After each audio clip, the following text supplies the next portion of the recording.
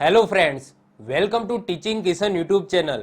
તો આપણે કંઈક ઇન્ડિયન જીઓગ્રાફી ભારતની ભૂગોળ ભણતા હતા, જેના અત્યાર સુધી આપણે 15 લેક્ચર જોઈ ગયા. તો જો તમે અગાઉના 15 લેક્ચર ન જોયા હોય તો ખાસ કરીને જોઈ લેજો. આઈ બટન ઉપર તમને લિંક મળશે, એના ઉપર ક્લિક કરો, અગાઉના 15 લેક્ચર જોઈ લો, જેની અંદર આપણે મહત્વપૂર્ણ ઘણા બધા ટોપિક કવર કરી લીધા છે. તમે જો કોન્સ્ટેબલની તૈયારી કરતા હો, પીએસઆઈની તૈયારી કરતા હોય કે સીસીની મેન્સની તૈયારી કરતા હોય, અથવા તો કોઈ પણ ક્લાસ 3 કે ક્લાસ 1-2 ની ઇવન તૈયારી કરતા હોય, આ બધી એક્ઝામમાં આ જે બધા વિડીયોઝ મેં લીધા છે એ તમને કામમાં લાગશે. ક્લિયર? ચલો, તો આ છે લેક્ચર નંબર 16, જેની અંદર આપણે વાત કરવાની છે ભારતની ભૂગોળની અંદર એક સરસ મજાનો ટોપિક છે જંગલો અને કુદરતી વનસ્પતિ. તમે સીસીની તૈયારી કરતા હોય કે પીએસઆઈ કે કોન્સ્ટેબલની જો તૈયારી કરતા હોય તો તમારા સિલેબસની અંદર ક્લિયર લખેલું છે કુદરતી વનસ્પતિ. તો આજના લેક્ચરની અંદર આ જે કુદરતી વનસ્પતિ જે તમારા સિલેબસની અંદર લખેલું છે એ હું સંપૂર્ણ કવર કરાવીશ. સાથે સાથે આપણે જંગલોની પણ વાત કરીશું. આમાંથી પણ એક્ઝામની અંદર ક્વેશ્ચન પૂછાય, જેમ કે ભારતમાં અત્યારે કેટલા % જંગલ છે, સૌથી વધારે જંગલો તમને ક્યાં જોવા મળશે, અને બીજી વસ્તુ કે અમુક પ્રકાર પણ છે જંગલોના. જો જંગલો છે ને એ કઈ રીતના બને, તો એની આબોહવાના આધારે બને, અને ભારતમાં જુદી જુદી જગ્યાએ જુદી જુદી આબોહવા ધરાવે છે. હાલાકી આબોહવા ઉપર એક લેક્ચર હજુ બાકી છે, તો એ હું લઈ લઈશ, જેની અંદર હું આબોહવાની વાત કરીશ. પરંતુ એજ ઓફ નાઉ હું વાત કરું કે જે રીતના આપણે જમીનો વાળો ટોપિક જોઈ ગયા, જેમાં ભારતમાં અલગ અલગ જગ્યાએ અલગ અલગ જમીન જોવા મળતી હતી, એ જ રીતના અલગ અલગ આબોહવાના આધારે ત્યાં અલગ અલગ પ્રકારના જંગલોનું નિર્માણ થયું છે. તો જંગલો કેટલા પ્રકારના હોય, એટલે કે જે આપણે વન કહીએ છીએ, વન કેટલા પ્રકારના હોય, કયા પ્રકારનું વન ભારતમાં કઈ જગ્યાએ જોવા મળે છે, એ બધી વસ્તુ આજના લેક્ચરની અંદર વાત કરીશું. સાથે સાથે કુદરતી વનસ્પતિની પણ વાત કરીશું કે વન પેદાશો, એટલે કે વનમાંથી આપણને કઈ કઈ વસ્તુઓ મળે છે, જેમ કે અમુક ઔષધિઓ છે, પછી અમુક વાત કરીએ તો અમુક એવા લાકડા છે જે તમારા એક્ઝામની અંદર આ ટાઈપનો ક્વેશ્ચન પૂછાઈ શકે, અથવા તો કોઈ અમુક સ્પેસિફિક લાકડું હોય જેનો ઉપયોગ અમુક સ્પેસિફિક કાર્ય માટે થતો હોય, તો આ કાર્ય માટે કયા ટાઈપનું લાકડું યુઝ થાય, આવો પણ ક્વેશ્ચન પૂછાય. તો આજના લેક્ચરની અંદર જંગલો તો આપણે કવર કરીશું, સાથે સાથે આપણે કુદરતી વનસ્પતિની પણ વાત કરીશું. બીજી વસ્તુ કે ગુજરાતની ભૂગોળ મેં સંપૂર્ણ ચલાવી દીધી છે, જેની અંદર મેં ગુજરાતના જંગલોની વાત કરી છે. તો ગુજરાતના જંગલો તમે ટોપિક જોઈ લેજો, જેની અંદર આપણે સ્પેસિફિક ગુજરાતમાં કયા કયા પ્રકારના જંગલો છે, સાથે સાથે ગુજરાતના કુદરતી વનસ્પતિની પણ વાત કરી છે કે ગુજરાતની અંદર સ્પેસિફિક કઈ કઈ કુદરતી વનસ્પતિ મળી આવે છે, કઈ કઈ પ્રાકૃતિક વનસ્પતિ મળી આવે છે, કઈ કઈ ઔષધિઓ મળી આવે છે. તો એ ગુજરાતના પોઈન્ટ ઓફ વ્યૂથી આપણે ઓલરેડી કવર કરી લીધું છે ગુજરાતની ભૂગોળમાં. હવે આપણે ભારતના પોઈન્ટ ઓફ વ્યૂથી આ ટોપિક હવે ભણવાનો છે. ક્લિયર? ચલો, ઓકે. તો ભારતના જંગલ સંપત્તિની સૌથી પહેલા વાત કરીએ, એના પછી આપણે કુદરતી વનસ્પતિ ઉપર જઈશું. તો જંગલ સંપત્તિની વાત કરીએ તો લેટેસ્ટ જે રિપોર્ટ આવ્યો છે ઇન્ડિયા સ્ટેટ ફોરેસ્ટ રિપોર્ટ 2021. હવે જો તમારા જોડે કોઈ પુસ્તક હોય તો એની અંદર ઓલ ધ જો લેટેસ્ટ હમણાં જો પુસ્તક લોન્ચ નહીં થયું હોય તો એની અંદર જૂના ડેટા હશે 2019ના. તો જો 2019માં આ જે રિપોર્ટ આવ્યો હતો એના પછી લેટેસ્ટ અત્યારે 2021નો આવ્યો છે. તો તમારી પુસ્તકમાં ખાસ કરીને જોઈ લેજો, કોઈ પણ પુસ્તક તમે યુઝ કરતા હોય તો એમાં જે ડેટા છે એ કઈ રિપોર્ટના છે. ઓકે, તો કોમેન્ટ ના કરતા ધડાધડ કે સાહેબ મારી પુસ્તકની અંદર આ લખેલું છે, મારી પુસ્તકમાં આ લખેલું છે, એ ડેટા તમે જોઈ લેજો ક્યાંથી છે. બીજી વસ્તુ કે કદાચ આ જે બધા ડેટા છે ને મેં એની જે મેન ઓફિશિયલ વેબસાઇટ છે ફોરેસ્ટની, તો ત્યાંથી મેં લીધે છે. આની પીડીએફ તમારે જોઈતી હોય તો પણ તમને મળી જશે, જેમાં આ સંપૂર્ણ ડેટાસની વાત કરી છે. તમે સિમ્પલ લખશો ને કે ઇન્ડિયન સ્ટેટ ફોરેસ્ટ રિપોર્ટ 2021 તો પણ તમારી સામે એ પીડીએફ આવી જશે, જે તમે વાંચી શકો છો. ગૂગલમાં જસ્ટ આટલું સર્ચ કરજો તો લેટેસ્ટ ડેટા મેં લીધા છે, એટલે કે અત્યાર સુધી આ લેટેસ્ટ છે. એના પછી જ્યારે તમે ભવિષ્યમાં તમે વિડીયો જોતા હોય અને એ વખતે 2021 પછી કોઈ નવી રિપોર્ટ આવી હોય તો પછી તમારે ડેટા અપડેટ કરવાના થશે. પણ જ્યારે હું વિડીયો બનાવું છું ત્યારે 2021માં છેલ્લે ઇન્ડિયન સ્ટેટ ફોરેસ્ટ રિપોર્ટ આવેલો છે. તો ઇન્ડિયન સ્ટેટ ફોરેસ્ટ રિપોર્ટ 2021 અનુસાર ભારતના કુલ વિસ્તારના એટલે કે કુલ ક્ષેત્રફળના 7,13,789 ચોરસ કિલોમીટરમાં વન આવેલું છે.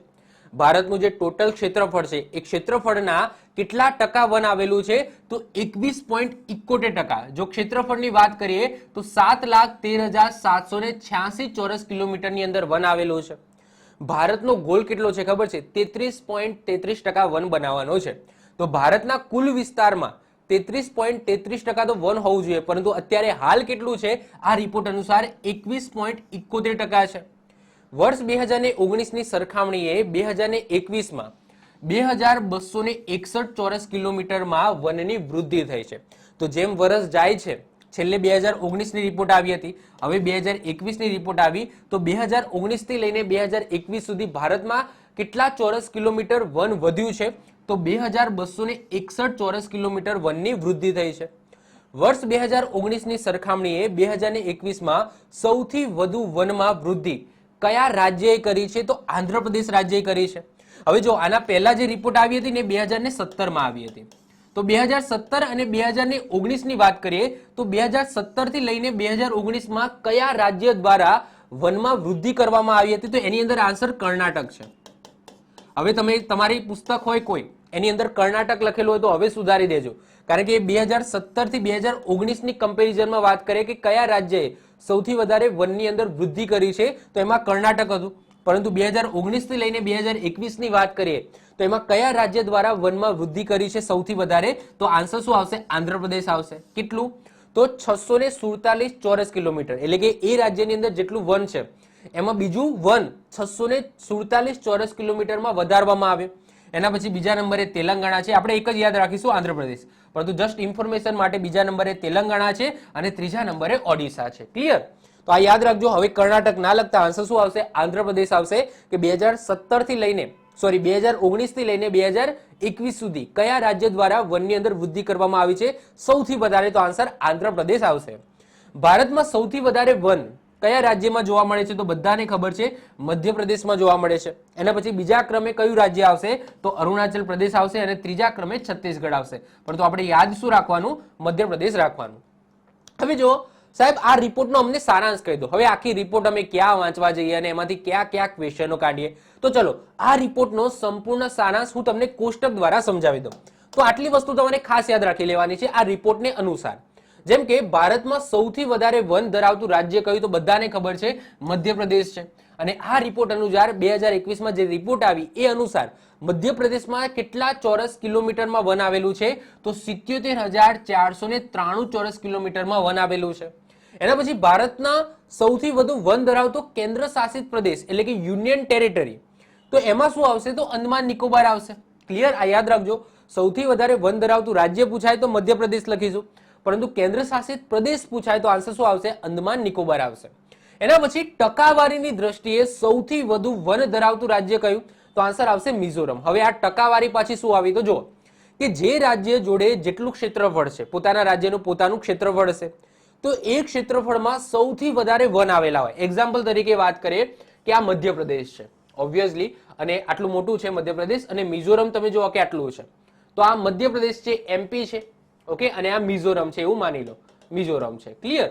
તો મધ્યપ્રદેશની અંદર તમે જુઓ કે સૌથી વધારે વન આવેલા છે. તો આટલા વિસ્તારમાં માની લો કે વન આવેલા છે, આટલા વિસ્તારમાં માની લો કે વન આવેલા છે. એ અંદાજિત માની લઈએ કે 45% છે, 45% વન આવેલા છે. જસ્ટ અંદાજો આપું છું. ક્લિયર? તો આખા ભારતનું સૌથી વધારે વન, મતલબ કે કયા રાજ્યમાં સૌથી વધારે વન આવેલું છે, સૌથી વધારે ક્ષેત્રમાં વન ફેલાયેલું છે, તો એમાં આપણે મધ્યપ્રદેશ લખીશું. પરંતુ અહીંયા વાત થાય છે ટકાવારીની. તો ટકાવારીમાં શું? કે જે રાજ્યને જેટલું ક્ષેત્રફળ મળેલું છે, જે રાજ્યને જેટલું ક્ષેત્રફળ મળેલું છે, અથવા તો જે રાજ્ય પાસે જેટલું ક્ષેત્રફળ છે, જેટલી ભૂમિ છે, એમાં સૌથી વધારે ભૂમિની અંદર શું હોય? વન હોય. એટલે કે મિઝોરમની અંદર તમે જુઓ કે 84%, એટલે કે આ મિઝોરમ સમજી લો, આ મિઝોરમ રાજ્ય છે, તો એમાં સમજી લો કે આટલું 84% શું આવેલું છે? વન છે. આટલા ટકાની અંદર જ વન નથી. તો ટકાવારીની દ્રષ્ટિએ વાત કરીએ એટલે કે જે રાજ્ય જોડે જેટલું ક્ષેત્રફળ છે એમાં મેક્સિમમ પોર્શનની અંદર મેક્સિમમ જમીનમાં વન આવેલું હોય, તો એની અંદર આન્સર શું આવશે? મિઝોરમ આવશે. તો ટકાવારીની દ્રષ્ટિએ વાત કરીએ તો એમાં સૌથી વધારે વન ધરાવતું રાજ્ય કયું છે? મિઝોરમ છે. મિઝોરમ જોડે જેટલી જમીન છે, મિઝોરમ જેટલું રાજ્ય છે, એમાં 84%, 84.53% ભાગની અંદર વન છે. એ જ રીતના કેન્દ્ર શાસિત પ્રદેશનો પણ ક્વેશ્ચન બને કે ટકાવારીની દ્રષ્ટિએ સૌથી વધારે વન ધરાવતો કેન્દ્ર શાસિત પ્રદેશ કયો છે? તો એમાં આપણે લક્ષદ્વીપ લખીશું, અંદમાન નિકોબાર નહીં આવે. લક્ષદ્વીપ એ ભારતનો સૌથી નાનો કેન્દ્ર શાસિત પ્રદેશ છે, જેમાં 90.33% તો વન આવેલું છે. જેટલો નાનો છે, નાનો તો નાનો, પરંતુ એને કુલ ભૂમિ છે જે લક્ષદ્વીપ ટાપુઓની, તો એમાં 90.33% તો શું છે? એના ઉપર વન છે. ભારતમાં સૌથી ઓછું વન ધરાવતું કયું રાજ્ય છે? તો એ છે હરિયાણા, જેમાં સૌથી ઓછું વન છે, સૌથી ઓછા ઝાડ જોવા મળશે. એના પછી ટકાવારીની દ્રષ્ટિએ સૌથી ઓછું વન ધરાવતું રાજ્ય, તો એમાં પંજાબ આવશે. એટલે કે પંજાબનો જે એરિયા છે તો એ એરિયા પ્રમાણે સૌથી ઓછા એરિયામાં વન હોય તો એની અંદર પંજાબ આવશે. પંજાબનું જે ક્ષેત્રફળ છે ને, કારણ કે પંજાબમાં સૌથી વધારે ખેતરો જોવા મળશે, વન તમને નહીં જોવા મળે. ઓકે, તો જો ખેતરોની દ્રષ્ટિએ પંજાબ છે એ આગળ છે, મતલબ એમાં ખેતી વધારે થાય છે, પરંતુ જંગલો છે એ બહુ નહિવત પ્રમાણમાં જોવા મળશે. તો પંજાબની કુલ જમીનમાં 3.50% તમને વન જોવા મળશે. ભારતમાં વન ક્ષેત્રમાં સૌથી વધુ વધારો કરનાર રાજ્ય, તો આ ડેટા 2019 થી લઈને 2021 નો છે. તો એમાં સૌથી વધારે વન કયા રાજ્યે વધાર્યું છે? તો એમાં આંધ્રપ્રદેશ લખીશું. આગળ વાત કરીએ એમ 647 ચોરસ કિલોમીટરમાં એને વનની વૃદ્ધિ કરી છે. ભારતમાં સૌથી વધુ મેંગ્રુવ વિસ્તાર ધરાવતું રાજ્ય કયું છે? તો બધાને ખબર છે, પશ્ચિમ બંગાળ. તો પશ્ચિમ બંગાળમાં જે સુંદરવન ડેલ્ટા છે, જ્યાં હુગલી નદી છે જે બંગાળની ખાડીમાં પડે છે, તો એ ક્ષેત્રમાં જે દલદલ વિસ્તાર છે એ ક્ષેત્રમાં સૌથી વધારે તમને મેંગ્રુવ જંગલો જોવા મળશે. મેંગ્રુવ જંગલોની વાત આગળ આપણે કરવાની છે. ક્લિયર? તો આ જે ડેટા છે એ આટલો ડેટા તો તમારે ખાસ યાદ રાખવાનો છે. હવે જો વાત કરીએ આ રિપોર્ટ અનુસાર ગુજરાતના વન વિસ્તારની, આમ તો મેં વાત કરી એમ કે ગુજરાતની ભૂગોળની અંદર મેં ગુજરાતના વન વિસ્તારની, ગુજરાતના જંગલોની વાત કરેલી છે, પરંતુ અહીંયા કોષ્ટક દ્વારા પણ સમજી લઈએ કે ગુજરાતના વન વિસ્તારમાં કયા જિલ્લાની અંદર સૌથી વધારે વન છે, કયા જિલ્લામાં સૌથી ઓછા વન છે. તો આ ડેટા પણ તમારે ખાસ યાદ રાખવાના છે. તો આ છે એ ભારતના પોઈન્ટ ઓફ વ્યૂથી છે, અને આ રિપોર્ટ અનુસાર આ જે ડેટા છે એ ગુજરાતના પોઈન્ટ ઓફ વ્યૂથી છે. ક્લિયર? તો આ ડેટા પણ તમારે ખાસ યાદ રાખવાના છે. હવે આ ડેટા શું કહે છે કે ગુજરાતમાં સૌથી વધુ વન ધરાવતો જિલ્લો કયો છે? તો આન્સર આવશે કચ્છ. કચ્છની અંદર સૌથી વધારે તમને વન જોવા મળશે, જંગલો જોવા મળશે. કેટલા ચોરસ કિલોમીટરમાં? તો 2439.48 ચોરસ કિલોમીટરની અંદર વન જોવા મળશે. હવે જો ટકાવારીની દ્રષ્ટિએ વાત કરીએ તો ટકાવારીની દ્રષ્ટિએ સૌથી વધુ વન ધરાવતો જિલ્લો કયો છે? તો આન્સર આવશે ડાંગ. એટલે કે ડાંગ જોડે જેટલો પણ એરિયા છે એના મેક્સિમમ પોર્શનની અંદર તમને જંગલો જોવા મળશે. તો 76.67% ડાંગની અંદર તમને શું જોવા મળશે? વન જોવા મળશે. તો આ બંને ક્વેશ્ચન આઈ હોપ તમે સમજી ગયા હશે. ગુજરાતમાં સૌથી વધુ વન ધરાવતો જિલ્લો એટલે કે મેક્સિમમ ક્ષેત્રફળની અંદર શું છે? જંગલો છે. તો એમાં કચ્છ લખીશું. પરંતુ ટકાવારીની દ્રષ્ટિએનો મતલબ શું થાય કે જે જિલ્લા જોડે જેટલો પોર્શન છે એના મેક્સિમમ પોર્શનની અંદર જંગલ હોય. ક્લિયર? તો ડાંગમાં જેટલું પણ ક્ષેત્રફળ છે, ડાંગ નાનો જિલ્લો છે, જેટલું પણ ક્ષેત્ર છે પણ એના 76.67% એ ડાંગની અંદર તમને જંગલો જોવા મળશે. એના પછી ગુજરાતમાં સૌથી ઓછું વન ધરાવતો જિલ્લો કયો છે? આણંદ છે. આણંદમાં સૌથી ઓછું વન જોવા મળશે. કેટલું? તો 33.98 ચોરસ કિલોમીટર વન જોવા મળશે. અને ટકાવારીની દ્રષ્ટિએ વાત કરીએ તો એની અંદર પણ આણંદ આવશે. તો આણંદ જોડે જેટલું પણ ક્ષેત્રફળ છે એના 1.06% અંદર જ વન આવેલું છે. તો તમે સમજી શકો છો કે આ ઇક્વલ છે, એટલે કે 1.06% એટલે કે 33.98 ચોરસ કિલોમીટરની અંદર વન આવેલું છે. હવે ભારતમાં વન ક્ષેત્રમાં સૌથી વધુ વધારો કરનાર જિલ્લો એટલે કે 2019 થી લઈને 2021 સુધી કયા જિલ્લાએ પોતાના જિલ્લાની અંદર સૌથી વધારે વન વધાર્યું છે? તો આન્સર શું આવશે? ગાંધીનગરે. તો ગાંધીનગરે 2019 થી લઈને 2021 સુધી 8.04% વન વધાર્યું છે. ક્લિયર? તો આ જસ્ટ આપણે યાદ રાખીશું. તો આ ગુજરાતના ડેટા છે જે તમારે ખાસ યાદ રાખવાના છે. ક્લિયર? ચલો હવે વાત કરીએ ભારતીય વન મહોત્સવ. હવે ભારતીય વન મહોત્સવની વાત પણ મેં કરેલી છે ગુજરાતની ભૂગોળની અંદર. ક્યાં કરેલી છે? જ્યારે મેં સાંસ્કૃતિક વન ચલાવ્યા હતા. તો જો હું અહીંયા સાંસ્કૃતિક વન રિપીટ કરવાનો નથી. તો જો જેને પણ ગુજરાતની ભૂગોળનો લેક્ચર ન જોયો હોય, જેની અંદર મેં સ્પેસિફિક સાંસ્કૃતિક વનનો ટોપિક કરાવ્યો છે, જેમાં 2023 સુધીના બધા જ વન કરાવ્યા છે અને એ વન કઈ રીતના યાદ રાખવા એની પણ મેં વાત કરેલી છે. તો એ લેક્ચર તમે જોઈ લેજો. એ કથા હું અહીંયા ફરી કરવાનો નથી. પરંતુ ગુજરાત નહીં, પરંતુ ભારતના પોઈન્ટ ઓફ વ્યૂથી જોઈએ તો ભારત સરકાર દ્વારા વનને વધારવા માટે વર્ષ 1988માં વનીકરણ નીતિ તૈયાર કરી હતી, જેમાં નક્કી કરવામાં આવ્યું હતું કે ભાઈ ભારતની અંદર જે કુલ ક્ષેત્રફળ છે એના 33% એટલે કે ત્રીજા ભાગની અંદર તો વન હોવું જ જોઈએ. અને ગુજરાતમાં વાત કરી તો ગુજરાતમાં અત્યારે હાલ 7.61% ક્ષેત્રફળની અંદર જ વન છે. તો હવે જો ગુજરાત કેટલું પાછળ છે. હવે જો સિમ્પલ વસ્તુ છે કે ભારતની અંદર 33% વન ક્યારે થાય? જ્યારે બધા રાજ્યોની અંદર પોતાના રાજ્યમાં 33% વન કરે ને તો આખા ભારતની અંદર 33% વન થઈ જાય.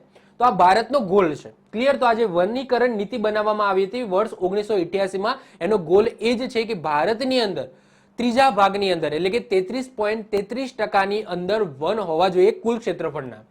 વન મહોત્સવની શરૂઆતની વાત કરીએ તો વર્ષ 1950માં તત્કાલીન ખાદ્ય અને કૃષિ મંત્રી કનૈયાલાલ મુનશી દ્વારા સમગ્ર ભારતમાં આ વન મહોત્સવની શરૂઆત કરવામાં આવી હતી.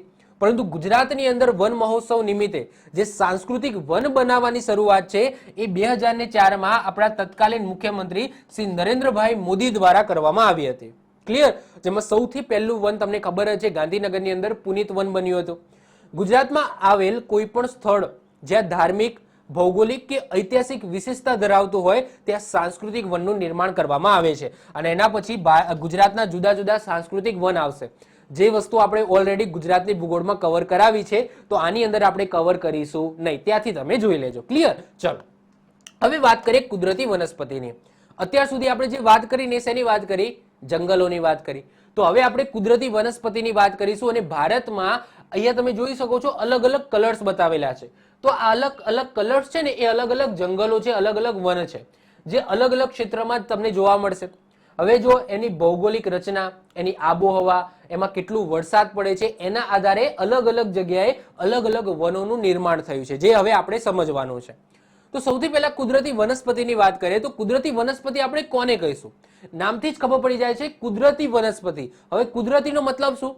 કે પ્રકૃતિએ જાતે નિર્માણ કરી લ્યો એને આપણે કુદરતી કહીએ. અને વનસ્પતિ એટલે વનસ્પતિ. તો ડેફિનેશન કંઈક આવી આપી શકાય કે કુદરતી વનસ્પતિ એટલે માનવીય હસ્તક્ષેપ વગર સ્થાનિક જમીન પર આસપાસની પરિસ્થિતિને અનુરૂપ લાંબા સમય સુધી પોતાનો વિકાસ કરે અને ઉગી નીકળે એવી વનસ્પતિને પ્રાકૃતિક વનસ્પતિ અથવા તો કુદરતી વનસ્પતિ કહેવામાં આવે છે. ક્લિયર? તો આ એની ડેફિનેશન થઈ ગઈ. ભારતમાં લગભગ 5000 પ્રકારના વૃક્ષો જોવા મળશે, 15000 પ્રકારના ફૂલવાળા છોડ જોવા મળશે અને 2000 પ્રકારની જુદી જુદી ઔષધિઓ જોવા મળશે. ભારતમાં આબોહવા અને જમીનમાં ઘણી વિવિધતાઓ જોવા મળે છે, જેમાં એની વિવિધતાના આધારે અલગ અલગ એને 6 ભાગની અંદર ડિવાઈડ કરવામાં આવ્યું છે. અને ડિવિઝન ક્યારે કરવામાં આવ્યું હતું? વર્ષ 1936માં. તો વર્ષ 1936માં પહેલી વખત ભારતની વનસ્પતિ અથવા તો ભારતના જે વનો છે એને 6 ભાગની અંદર વર્ગીકરણ કરવામાં આવ્યું છે, જે નીચે મુજબ છે. હવે ક્યાં છે નીચે મુજબ? તો એ આ રહ્યું. તો ભારતની અંદર ઓકે 6 અલગ અલગ પ્રકારના વનોનું નિર્માણ થયું છે, અલગ અલગ પ્રકારના. તો એ કયા કયા 6 છે? તો જો સૌથી પહેલું છે ઉષ્ણકટિબંધીય પાનખર વન. હવે આ શબ્દ ક્યાંથી આવ્યો? ઉષ્ણકટિબંધીય. તો જેને મારો અક્ષાંશ અને રેખાંશ વાળો લેક્ચર જોયો હશે એટલે કે ભારતની ભૂગોળનો લેક્ચર નંબર 2 જોયો હશે તો આ ઉષ્ણકટિબંધીય શબ્દ છે એ તમે પકડી લીધો હશે. તો ભારતનું જે રીતના ભૌગોલિક સ્થાન છે તો ભારત તમને ક્યાં જોવા મળશે? તો ભારત છે એ તમને કર્કવૃત્ત તમને ખબર છે મિડલમાંથી પ્રસાર થાય છે. તો ભારત ઉપર સૂર્યનો જે પ્રકાશ છે એ આમ સીધો પડે છે. ક્લિયર? સીધો નહીં પણ થોડો, એટલું ગરમ પણ નથી અને એટલું ઠંડુ પણ નથી, એટલે કે મધ્યમ પ્રકારની તમને શું જોવા મળે છે? આબોહવા જોવા મળે છે. તો એ વખતે મેં ઉષ્ણકટિબંધીય શબ્દ સમજાવ્યો હતો. જ્યારે હું આબોહવા વાળો ટોપિક લઈશ તો એની અંદર પણ આ શબ્દ હું તમને ફરીથી સમજાવીશ. એના પછી બીજા નંબરે છે ઉષ્ણકટિબંધીય સદાબહાર વન. હવે આ જે સદાબહાર શબ્દ છે ને મેં મારી જાતે લખ્યો છે. એકચ્યુઅલી પુસ્તકોની અંદર કંઈક અલગ શબ્દ આપેલો છે, એ છે નિત્ય લીલા. નિત્ય લીલા જે મને થોડો અટપટો લાગ્યો એટલે મેં અહીંયા સદાબહાર લખેલું છે. બંનેનો મતલબ એક જ થાય છે. તો નિત્ય લીલા તમારી પુસ્તકોની અંદર લખેલું હશે, મારો શબ્દ છે સદાબહાર. હવે આનો મતલબ એ થાય છે કે બારે માસ ઓકે લીલું છમ રે, એને શું કહેવાય? સદાબહાર. આપણે કહીએ છીએ ને સદાબહાર, મૂવીની અંદર આવો શબ્દ સાંભળ્યો હશે, તમારી પુસ્તકોની અંદર આવો શબ્દ લખ્યો હશે નિત્ય લીલા. તો નિત્ય લીલા શબ્દ તમે સાંભળો તો થોડો અટપટો લાગે છે, એટલા માટે મેં સદાબહાર લખેલું છે. ઓકે, બેનો મતલબ છે એ સહેમત થાય છે. નિત્ય લીલા અથવા નિત્યનો મતલબ શું થાય? કે બારે માસ. ઓકે, નિત્ય એટલે કે દરરોજ લીલા છમ હોય એવા.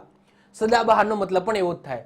એના પછી ઉષ્ણકટિબંધીય અર્ધ સદાબહાર વન, પછી ઉષ્ણકટિબંધીય કાંટાળુ વન, પછી તટીય અને દલદલીય વન અને પર્વતીય વન. તો ભારતની અંદર કુલ આ ટાઈપના 6 પ્રકારના જુદા જુદા જંગલો જોવા મળશે. અને આ જંગલોના પ્રકાર છે એ કઈ રીતના પાડવામાં આવે છે? તો એ જગ્યાએ કેટલો વરસાદ પડે છે, એની આબોહવા કેવી છે અને ત્યાં કેવા પ્રકારના વન ઉગી નીકળ્યા છે. તો એના આધારે ભારતની અંદર આ રીતના 6 પ્રકારના વન જોવા મળશે. હવે જે પહેલું વન હતું ઉષ્ણકટિબંધીય પાનખર વન, તો એને પણ તમે 2 ભાગની અંદર ડિવાઈડ કરી શકો. એક છે ઉષ્ણકટિબંધીય ભેજવાળા પાનખર વન અને બીજા છે ઉષ્ણકટિબંધીય સૂકા પાનખર વન. એ રીતના જે પર્વતીય વન છે એ પર્વતીય વનને પણ તમે 2 ભાગની અંદર ડિવાઈડ કરી શકો. એક તો હિમાલયના વન એટલે કે હિમાલય પ્રદેશમાં આવેલા છે અને બીજા છે દ્વીપકલ્ય પહાડી વન એટલે કે તમે સમજી શકો પશ્ચિમ ઘાટ છે જે સહ્યાદ્રી પર્વતમાળા છે જે આપણે ઓલરેડી કવર કરી ગયા, અને પૂર્વી ઘાટ છે એ પૂર્વી ઘાટની અંદર જે વનો જોવા મળે તો એ છે બીજા વન. મતલબ કે ઉત્તરના વનો અને દક્ષિણના વનો એવું પણ તમે કહી શકો. તો હિમાલયના જે વનો છે એને ઉત્તરી વનો કહેવામાં આવે અને દ્વીપકલ્ય પહાડીના વનો છે એને દક્ષિણીય વન કહેવામાં આવે. એટલે કે બરફની અંદર બરફ છવાયેલો હોય એ સ્થાને જે ઠંડા પ્રદેશની અંદર જે વનો હોય એવા વનો, અને જે કહેવાય છે કે નોર્મલ ઋતુની અંદર એટલે કે બહુ ઠંડી પણ ના હોય બહુ ગરમી પણ ના હોય તો એવા ક્ષેત્રની અંદર એટલે કે પશ્ચિમ ઘાટની અંદર જે વનો ઉગી નીકળે છે, જે પહાડી વનો ઉગી નીકળે છે તો એને આપણે દ્વીપકલ્ય પહાડી વનો કહેવામાં આવે છે. તો આ રીતના એનું વનોનું આ રીતના 6 ભાગની અંદર ડિવિઝન કરવામાં આવે છે. હવે આપણે શું કરીશું, વન પકડીશું અને વનની વાત કરીશું. ઓકે, ચલો. તો સૌથી પહેલા વાત કરીએ, પહેલો છે ઉષ્ણકટિબંધીય પાનખર વન.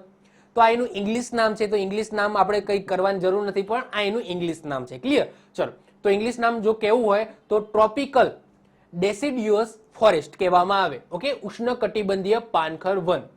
તો આ પ્રકારના વનમાં વાર્ષિક 70 થી લઈને 200 સેન્ટીમીટરનો વરસાદ પડે છે અને આ વિસ્તારના 2 પેટા પ્રકાર પડે છે. હવે જો 2 પેટા પ્રકારની આની અંદર ઇમેજની અંદર બતાવેલા છે. તો જો જે કલર્સ છે એ કલર્સ ઉપર તમારે ફોકસ કરવાનું છે.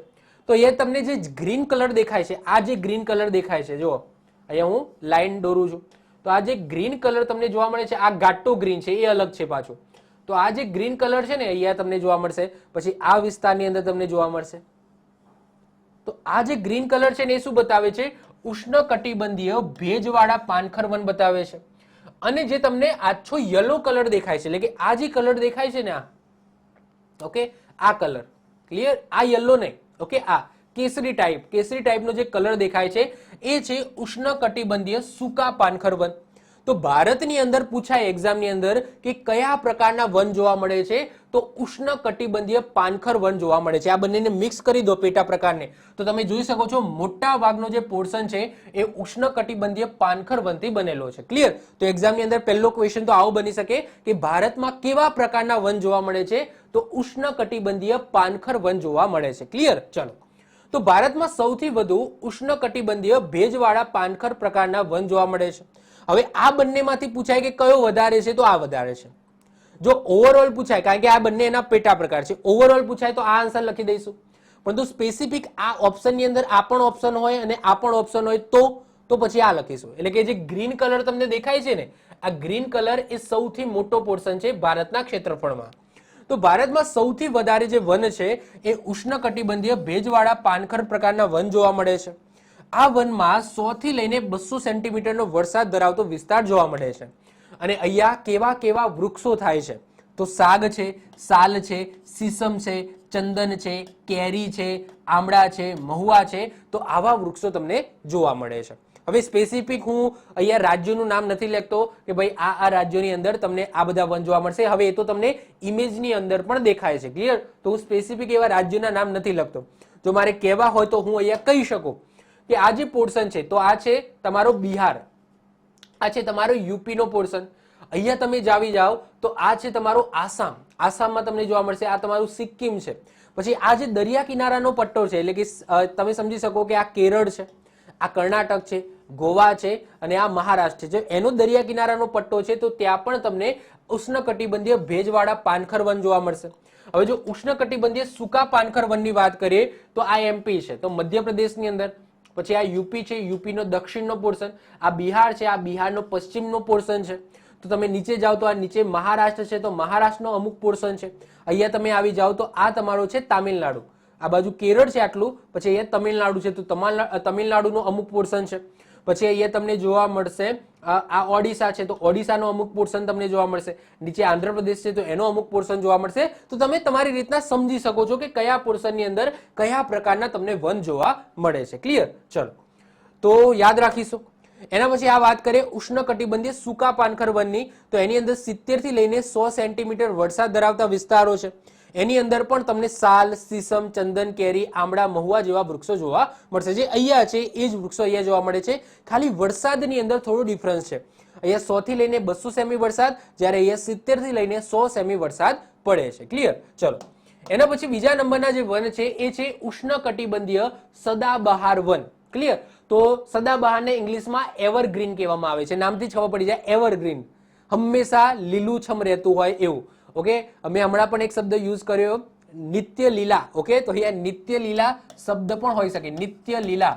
તો નિત્યનો મતલબ થાય એવર અને લીલાનો મતલબ થાય ગ્રીન. ક્લિયર? પણ મેં લખ્યું છે અહીંયા સદાબહાર. ચલો, તો સદાબહાર વન એ તમને ડાર્ક ગ્રીનમાં જોવા મળશે. હવે ડાર્ક ગ્રીન પોર્શન ક્યાં આવેલો છે એ જોઈ લો. તો આ જે પોર્શન છે ને, આ જે પોર્શન તમને દેખાય છે, જે મેઘાલય તમને ખબર છે ત્યાં સૌથી વધારે વરસાદ પડે છે. તો યસ, અહીંયા મેઘાલયનો પોર્શન આખો આવી ગયો. પછી અહીંયા થોડો કેરળની અંદર પણ તમે જોશો ને તો આ તમને ડાર્ક ગ્રીન જોવા મળશે. તો આ જે ડાર્ક ગ્રીન છે એ પોર્શન, તો એ છે ઉષ્ણકટિબંધીય સદાબહાર વન, જ્યાં 200 સેન્ટીમીટર કરતા પણ વધારે વરસાદ પડે છે. આપણા ભારતમાં સૌથી વધારે વરસાદ ક્યાં પડે છે? તો મેઘાલયની અંદર પડે છે. તો એ વિસ્તાર આની અંદર આવી ગયો. આ પ્રકારના વન આસામ, મેઘાલય, ત્રિપુરા, અંદમાન નિકોબાર ટાપુ અને પશ્ચિમ ઘાટના અમુક વિસ્તારોમાં જોવા મળે છે. અહીંયા પશ્ચિમ ઘાટ આવેલો છે, તો આ પશ્ચિમ ઘાટના અમુક વિસ્તારોમાં તમને આ વન જોવા મળશે.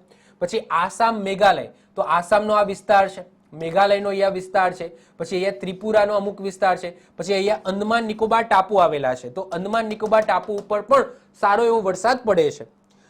સહ્યાદ્રી વિસ્તારમાં આવા વનને સોલા વન કહેવામાં આવે છે. હવે સહ્યાદ્રી વિસ્તાર એટલે કયો? પશ્ચિમ ઘાટને સહ્યાદ્રી વન કહેવામાં આવે. તો આ વિસ્તારની અંદર જે વનો આવેલા છે, આ જે પોર્શનની અંદર, એને સોલા વન તરીકે ઓળખવામાં આવે છે. અહીં મુખ્યત્વે મહોગની, પછી સિંકોના, તાડ, વાંસ, પછી નારિયેળ અને રબરના વૃક્ષો થાય છે. સાથે સાથે મરી, લવિંગ, ઇલાયચી જેવી બાગાયતી ખેતી પણ કરવામાં આવે છે આ પોર્શનની અંદર. એના પછી નેક્સ્ટ વાત કરીએ ઉષ્ણકટિબંધીય અર્ધ સદાબહાર વન. અર્ધ સદાબહાર એટલે કે સેમી એવરગ્રીન વનની વાત કરીએ, ફોરેસ્ટની વાત કરીએ, તો જે લાઇટ ગ્રીન છે, જો 3 પ્રકારના અહીંયા તમને દેખાશે. એક તો આપણે આ ગ્રીનની વાત કરી.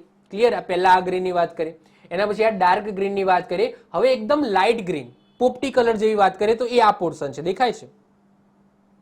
ઓકે, આ જે પોર્શન છે ને, જે પશ્ચિમ ઘાટમાં જોવા મળશે, તો એ છે ઉષ્ણકટિબંધીય અર્ધ સદાબહાર વન. તો એ જગ્યાએ તમને જોવા મળશે. ચલો, તો વાત કરીએ તો આ પ્રકારના વનમાં વાર્ષિક 200 સેન્ટીમીટર થી લઈને 250 સેન્ટીમીટરનો વરસાદ ધરાવતો વિસ્તાર છે.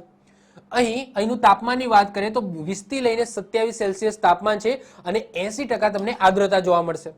આ વન મુખ્યત્વે પશ્ચિમ કિનારે જોવા મળે છે. આ પશ્ચિમ ઘાટ છે, આ પશ્ચિમ કિનારો છે, ત્યાં તમને આ પ્રકારના વન જોવા મળશે. આ વનમાં કુસુમ, કદમ, વાંસ, હોલ્લોચ, ઓકે, હોલ્લોચ, પછી રોજવુડના વૃક્ષો જોવા મળે છે. આ તમે સર્ચ કરીને જોઈ લેજો, તમને ખબર ના પડી હોય તો. મતલબ કે અમુક એવા શબ્દો છે, આ બધા ઝાડ છે, વનસ્પતિ છે, વનો છે, વનોના વૃક્ષો છે. ક્લિયર? ચલો, નેક્સ્ટ વાત કરીએ ચોથા નંબરે ઉષ્ણકટિબંધીય કાંટાળુ વન એટલે કે ટ્રોપિકલ થોર્ની ફોરેસ્ટ. તો યલો કલર તમને દેખાય છે. યલો કલર કયો? તો આ રહ્યો, આ છે, આ અલગ છે, આગળ આપણે ભણી ગયા. આ યલો કલર તમને જોવા મળે છે ને, એટલે કે ગુજરાતમાં સૌથી વધારે કયા પ્રકારના વન તમને જોવા મળશે? તો એ છે ઉષ્ણકટિબંધીય કાંટાળુ વન. ક્લિયર? આ જે યલો કલર તમને જોવા મળે છે તે. ઓકે, આ યલો કલર તમે જોઈ શકો છો. પંજાબ છે, પછી આપણો ગુજરાતનો આખો વિસ્તાર છે, પછી એ તમે જોઈ શકો છો મહારાષ્ટ્રનો પોર્શન છે, પછી એ તમે જોઈ શકો છો આ છે કર્ણાટકનો પોર્શન, નીચે તમિલનાડુનો પોર્શન છે. તો ત્યાં તમને ઉષ્ણકટિબંધીય કાંટાળુ વન જોવા મળશે. તો આ પ્રકારના વનમાં વાર્ષિક 25 સેન્ટીમીટરથી ઓછો વરસાદ પડે છે. આ વન તમને ક્યાં ક્યાં જોવા મળશે? તો ગુજરાત, રાજસ્થાન, પંજાબ, દક્ષિણ પશ્ચિમ, ઉત્તર પ્રદેશમાં આ ટાઈપના વન જોવા મળશે. આ વનની અંદર મુખ્યત્વે કેવા ઝાડ થાય છે? જો અહીંયા વનની વાત કરીએ છીએ, અહીંયા ખેતીની વાત નથી કરતા. અહીંયા ઘઉં, બાજરી, ચોખા એવું બધું લઈને ના આવતા. અહીંયા જંગલોની વાત કરીએ છીએ. ક્લિયર? તો સ્પેસિફિક તમારે જંગલનું વિચારવું છે કે એવા જંગલો જ્યાં વૃક્ષો હોય મોટા મોટા અને ત્યાં આ પ્રકારના વૃક્ષો થાય છે, તો એવું વિચારવાનું છે. અહીંયા ઘઉં બાજરી એ બધું લેવાનું નથી. તો આ વનમાં બાવળ, ખેર, ખજૂર, બોર, આમળા, ખીજડા જેવા વૃક્ષો જોવા મળે છે અને આ વૃક્ષોની નીચે 2 મીટર લાંબા ઘાસ પણ ઉગેલા હોય છે. તો ગુજરાતની અંદર કેવા પ્રકારના વન જોવા મળે છે એવું પૂછાય તો યાદ રાખજો, ઉષ્ણકટિબંધીય કાંટાળું વન તમને મેક્સિમમ પોર્શનની અંદર જોવા મળશે. ક્લિયર? એના પછી 5મા નંબરે વાત કરીએ તટીય અને દલદલીય વન. હવે નામથી જ ખબર પડી જાય છે દલદલીય. હવે દલદલીય એટલે શું? કાદવ કીચડ હશે. હવે કાદવ કીચડ ક્યાં હોય? ઓબ્વિયસલી કે જે જગ્યાએ ડેલ્ટા બનતો હોય. ડેલ્ટા ધેટ્સ મીન્સ કે શું? કે જે જગ્યાએ કોઈ નદી છે એ દરિયાને મળતી હોય, તો એ જગ્યાએ તમને દલદલીય વિસ્તાર જોવા મળશે. ક્લિયર? તો દલદલીય અથવા તો તટીય વન, તો આ પ્રકારના વન નદીઓના મુખ ત્રિકોણ પ્રદેશોમાં જોવા મળે છે. એટલે કે મુખ ત્રિકોણ આપણે કોને કહીશું? તો જ્યાં નદી છે એ દરિયાને મળતી હોય તો ત્યાં જ મુખ ત્રિકોણ બનાવે. રસ્તામાં ક્યાંય ના બનાવે. કોઈ નદી છે આ રીતના જતી હોય તો રસ્તામાં આ રીતના મુખ ત્રિકોણ ક્યાંય બનાવવાની નથી. અહીંયા દરિયો આવી ગયો તો દરિયા પાસે એ આ રીતના મુખ ત્રિકોણ બનાવશે. તો અહીંયા જે વિસ્તાર હશે કેવો હશે? દલદલીય હશે. તો આ જે વનો છે, અહીંયા જે વનો ઉગી નીકળે હશે, ઓબ્વિયસલી તમને ખબર પડી જ ગઈ હશે કે અહીંયા જે વનો હશે તો એમાં મુખ્યત્વે કયા વૃક્ષો હશે? તો મેંગ્રુવના વૃક્ષો હશે, જેને આપણે બીજા ચેરના વૃક્ષો પણ કહીએ છીએ. ક્લિયર? તો સૌથી વધારે તમને ચેરના વૃક્ષો એટલે કે મેંગ્રુવ જંગલો જોવા મળશે. હવે આની અંદર બતાવું કે કઈ કઈ જગ્યાએ તમને આ રીતના તટીય અથવા તો દલદલીય વન જોવા મળશે. તો સૌથી પહેલો આપણો આ વિસ્તાર કચ્છના અખાતનો, પછી આ જે સિરક્રીક છે આ સિરક્રીક વાળો વિસ્તાર છે. એના પછી તમે નીચે આવી જાઓ તો આ જે સોમનાથનો જે વિસ્તાર છે ત્યાં. એના પછી અહીંયા આવી જાઓ તો આ જે ગોવા છે અને કર્ણાટકનો જે દરિયા કિનારો છે ત્યાં. પછી અહીંયા તામિલનાડુનો જે દરિયા કિનારો છે ત્યાં.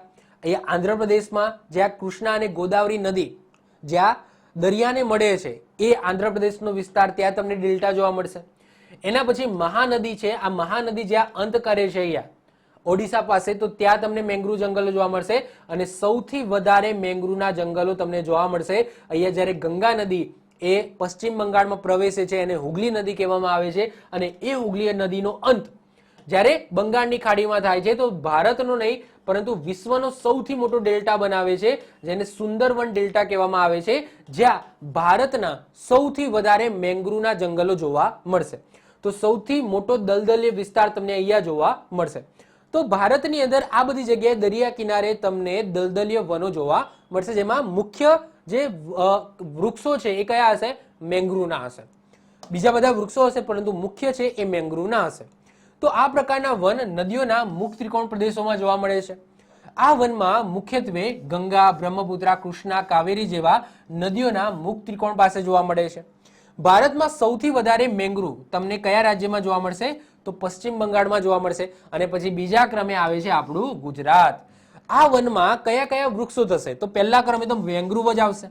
એના પછી સુંદરી નામના વૃક્ષો થાય છે, પછી તાડ છે, પછી ફોનિક્સ છે. તો આ બધા વૃક્ષો છે એ દલદલીય વિસ્તારની અંદર તટીય દલદલીય વિસ્તારોમાં જોવા મળશે. અહીંથી મળતું લાકડું હોડી બનાવવા તથા ચામડા ઉદ્યોગની અંદર વપરાય છે.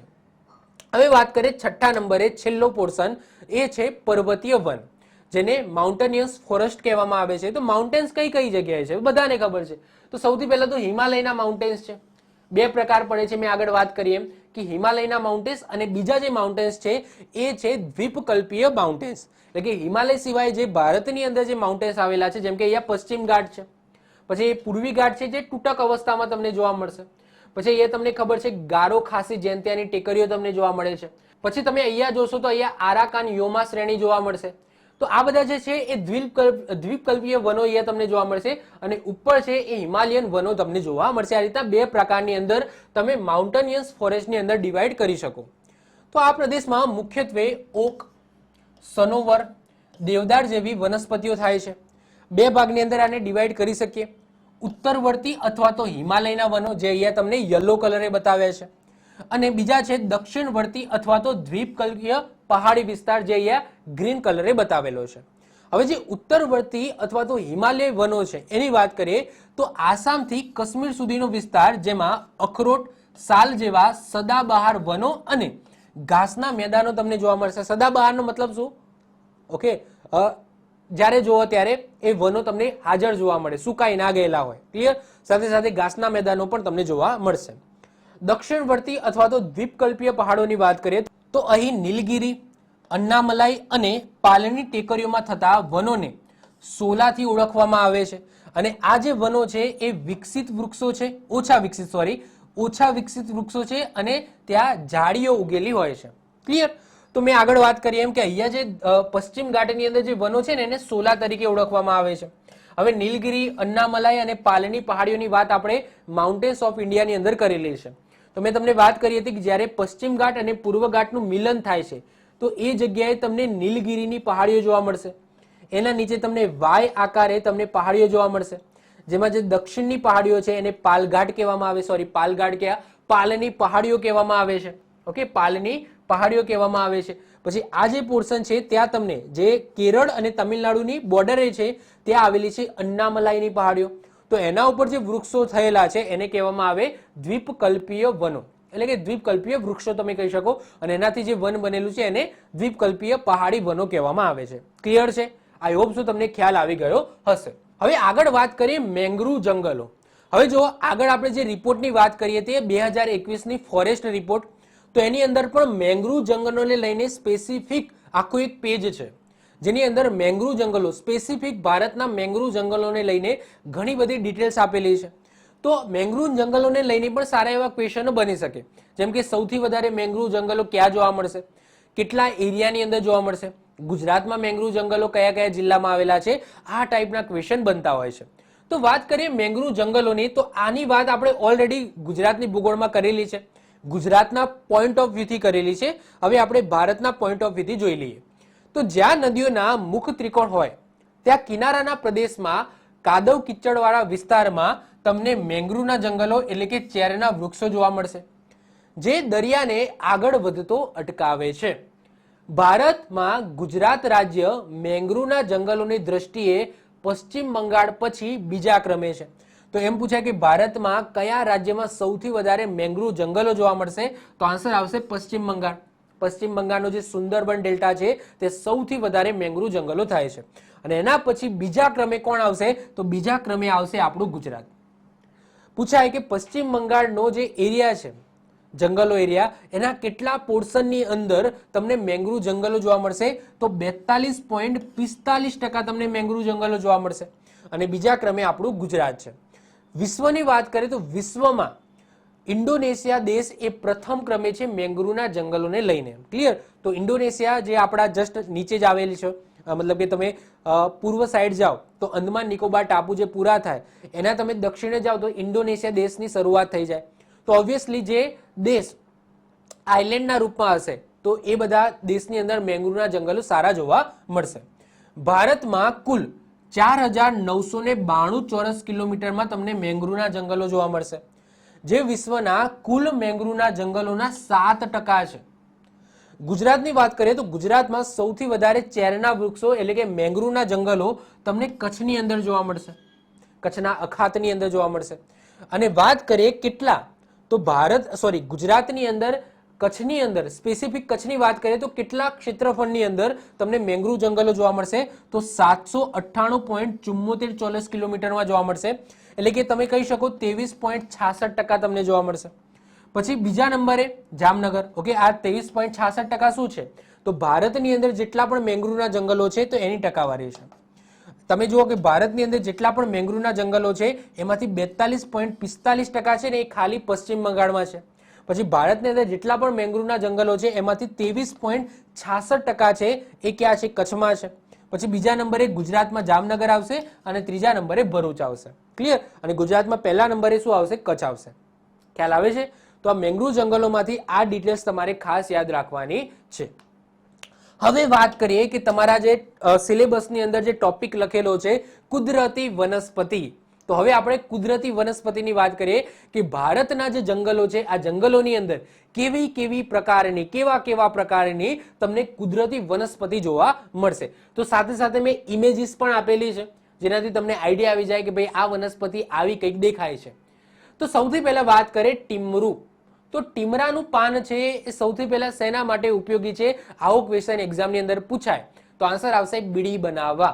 તો આ ટીમરું છે, જો આ ટીમરાનું વૃક્ષ છે, તો એના જે પાંદડાઓ છે ને એ સુકાઈ જાય અહીંયા, તો આ રીતના બીડી બનાવવા માટે કામમાં આવે છે. તો બીડી બનાવવા માટે જે એક ગૃહ ઉદ્યોગ છે એના માટે શેનું પાન વપરાય છે? તો ટીમરાનું પાન વપરાય છે. અને ટીમરાના વૃક્ષો તમને ઓડિશા, મધ્યપ્રદેશ, છત્તીસગઢ અને ઝારખંડમાં જોવા મળશે. એના પછી બીજા નંબરે વાત કરીએ લાખ. હવે લાખ કંઈક આવું દેખાય છે. ઓકે, તો લાખ કંઈક આવું દેખાય. તો લાખની વાત કરીએ તો સૂક્ષ્મ કીટકો શરીર ઉપરની સૂક્ષ્મ ગ્રંથિઓ દ્વારા સ્ત્રાવ ઉત્સર્જન કરી પોતાના રક્ષણ માટે શરીરની ફરતે સુરક્ષા રચે છે, જેને શું કહેવામાં આવે છે? લાખ કહેવામાં આવે છે. તો લાખ એ લાખનું આપણે વૃક્ષ કહીએ છીએ, પણ એકચ્યુઅલી લાખનું વૃક્ષની અંદર જે લાખ છે ને, જે આ ટાઈપના જે તમને લાખ જોવા મળશે, તો એ કોણ બનાવે છે? તો સૂક્ષ્મ કીટાણુઓ બનાવે છે. તો જે રીતના રેશમની વાત કરીએ તો રેશમના પણ કીડા હોય છે, એ રીતના લાખના પણ કીડા હોય છે. તો સૂક્ષ્મ કીટકો શરીર ઉપરની સૂક્ષ્મ ગ્રંથિઓ દ્વારા જે સ્ત્રાવ કરે છે, કેમ કરે છે? પોતાના રક્ષણ માટે, અને એક કવર બનાવે છે.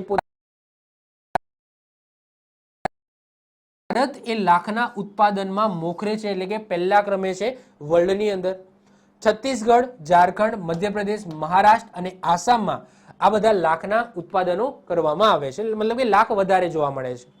ઉપયોગની વાત કરીએ તો ઔષધીય ઉદ્યોગની અંદર, પછી વિદ્યુત ઉદ્યોગની અંદર, ચર્મ ઉદ્યોગની અંદર, છાપકામ, રંગની બનાવટ, મીણ તરીકે જો આ મહાભારતની અંદર તમને યાદ કરું તો લાક્ષાગ્રહ સળગાવવામાં આવ્યું હતું. તો એ શેનું બનેલું હતું? લાખનું બનેલું હતું, જે તમને મીણ ટાઈપ જ જોવા મળે, સળગી ઉઠે એવું હોય. તો મીણ ટાઈપનું હોય છે, અને આ લાખથી જ આખું ઘર બનાવ્યું હતું, મતલબ કે મહેલ ઉભો કર્યો હતો. લાક્ષાગ્રહ મહાભારતની અંદર નામ સાંભળ્યું હશે, જેને સળગાવવામાં આવે છે કૌરવો દ્વારા, અંદર પાંડવો હોય છે. ક્લિયર? તો મીણ તરીકે ખાદ્ય પદાર્થોની બનાવટમાં આ લાખનો ઉપયોગ થાય છે.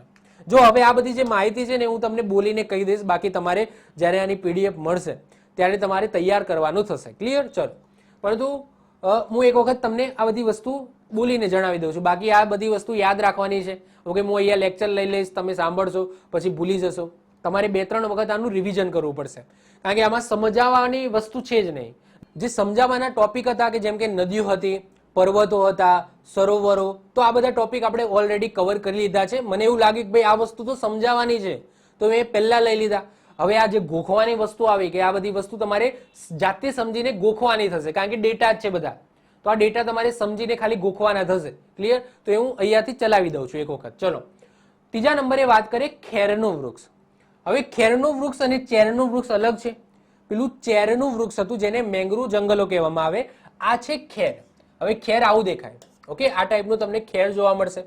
તો ખેરનો મુખ્ય ઉપયોગ છે કાથો બનાવવા માટે. તમે પાન ખાવ છો તો એની અંદર જે કાથો આવે છે એ ક્યાંથી બને છે? તો ખેરના વૃક્ષોમાંથી બને છે. થોડા અંશે ગુંદર પણ અહીંયાથી મળે છે, એટલે કે ખેરના વૃક્ષમાં જે ઝાડ છે તો એમાં તમને ઉપર ગુંદર પણ તમને જોવા મળશે. તેના કારખાના મુખ્યત્વે તમને બરેલી, જે યુપીમાં આવેલું છે, અને શિવપુરી, જે એમપીમાં આવેલું છે, ત્યાં તમને જોવા મળશે.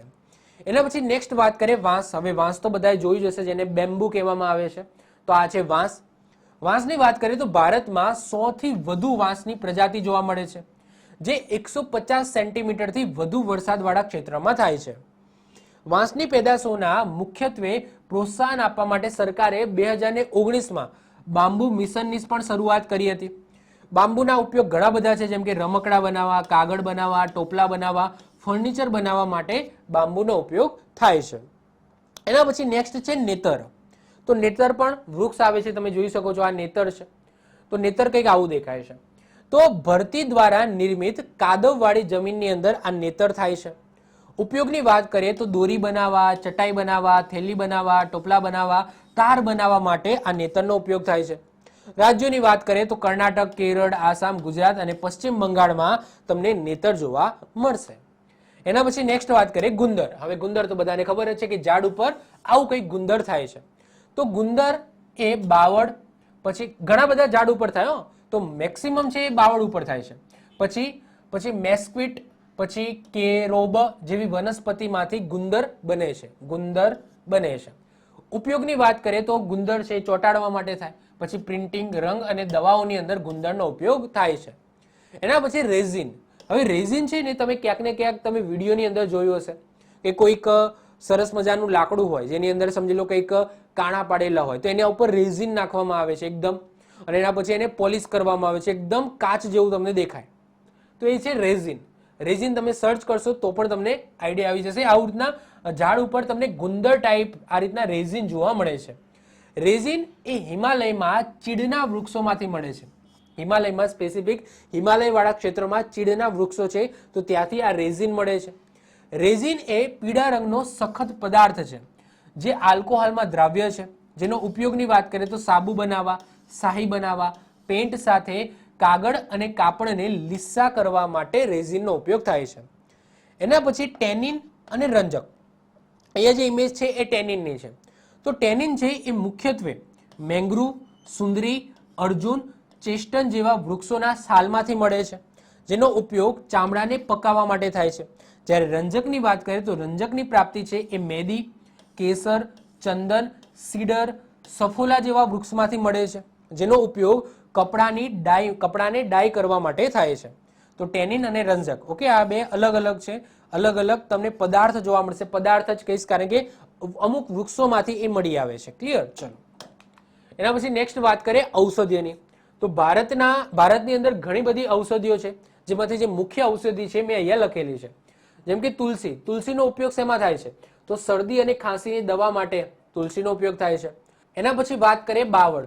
તો બાવળમાંથી મળતો ગુંદર એ શક્તિવર્ધક છે, એટલે કે શરીરને શક્તિ આપે છે અને આંખના ખીલ માટે પણ ફાયદાકારક છે.